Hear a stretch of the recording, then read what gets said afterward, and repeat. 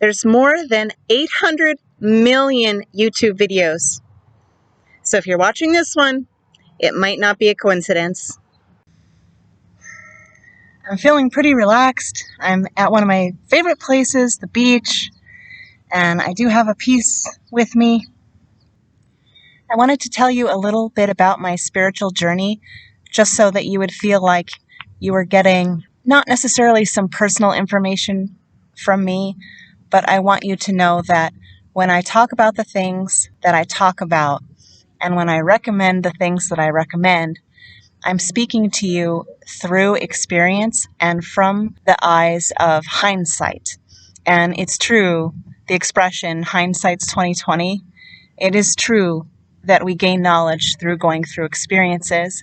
So I feel like I owe it to everyone, myself, anyone who might be watching this, to be honest. If I'm not doing this honestly, then honestly, what's the point?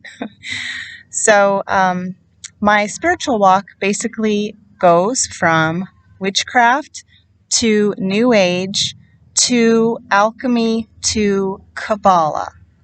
And within witchcraft, my forte was directional sorcery, and I also preferred hearth crafting. If you know what those are, fine. If you don't, no big deal. I then decided to explore New Age, mostly because I started to get very interested in elements within the body, and I also had always had an attraction for vibrations and things in the air, because as a witch, you would understand that you break through spiritual realms through smoke and with sound.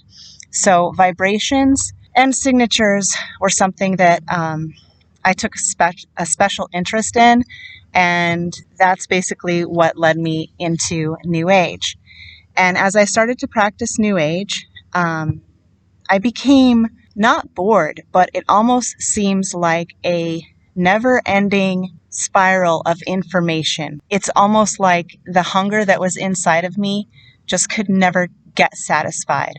I was learning and learning and learning, and I had all this information, but nothing was satisfying me. And even when I was fashioning and I was manifesting successfully, I still felt empty inside. That hunger was never met, and that thirst I had for something, I could never get spiritually deep enough. It was never enough for me. That thirst was never quenched. So from New Age, I went into alchemy, mostly because I did find science to be interesting. I do think that synergies are quite interesting. I explored that for a while. But, at the time, I thought, oh, I'm clairvoyant or I'm psychic. But, I had even at that point, I had a gift of discernment. And when I realized that part of the trinity of alchemy was sulfur, salt, and mercury, I even knew then that if something smells like crap, it's probably crap. Ironically, Kabbalah ended up leading me to Jesus. And I know that sounds a little weird, but it's the truth, and I'm not condoning Kabbalah. Kabbalah is it's a form of Jewish magic. I was practicing Linut Kabbalah, which is mostly a study of the chambers and attributes of God. One of the Sephirot in Kabbalah is Shekinah, and when you're reading about Shekinah glory in Jewish mysticism, that is the feminine nature of God. That was also a little bit of a lure to me, because at that time I was very much seeking to have some feminine aspect within what I wanted to worship. I wanted there to be some feminine aspect in Kabbalah. I did see that, but Holy Spirit ended up revealing to me that as I read the Bible, it just became fresher. When I read the Bible, as I was studying the Bible, I just felt something. It was enough. I I felt like for the first time, I felt like what I was reading was enough.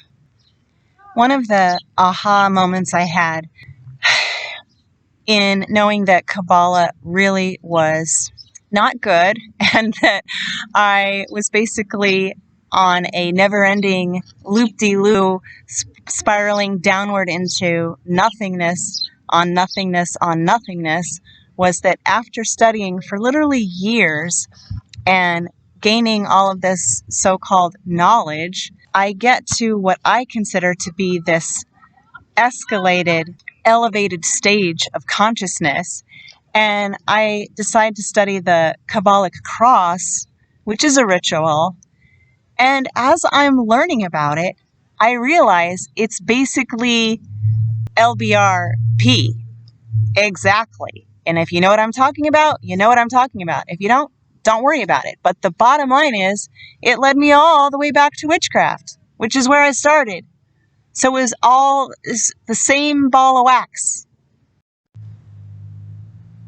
Jesus was a woman's rights activist.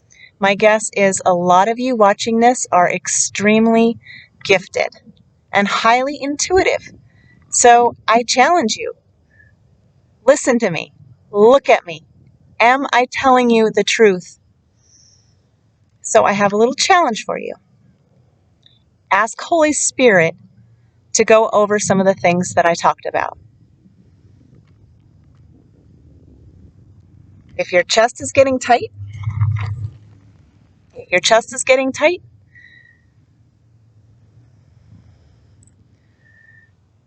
I will tell you something. When I was working with different spirits, none of them had any problem with me working with any other spirit. When I was curious about Holy Spirit and I started to invite Holy Spirit into my life, the other spirits did not like it. Other spirits are not jealous for you. Only God is jealous for you. I remember when I first heard that God was jealous for me, I thought, it's kind of a weird concept. You think of like a jealous boyfriend or something. Like jealousy is not generally a trait that we think is good. But, it feels so good to know that the creator of the universe would like me to be working for him and to be working for the kingdom of light.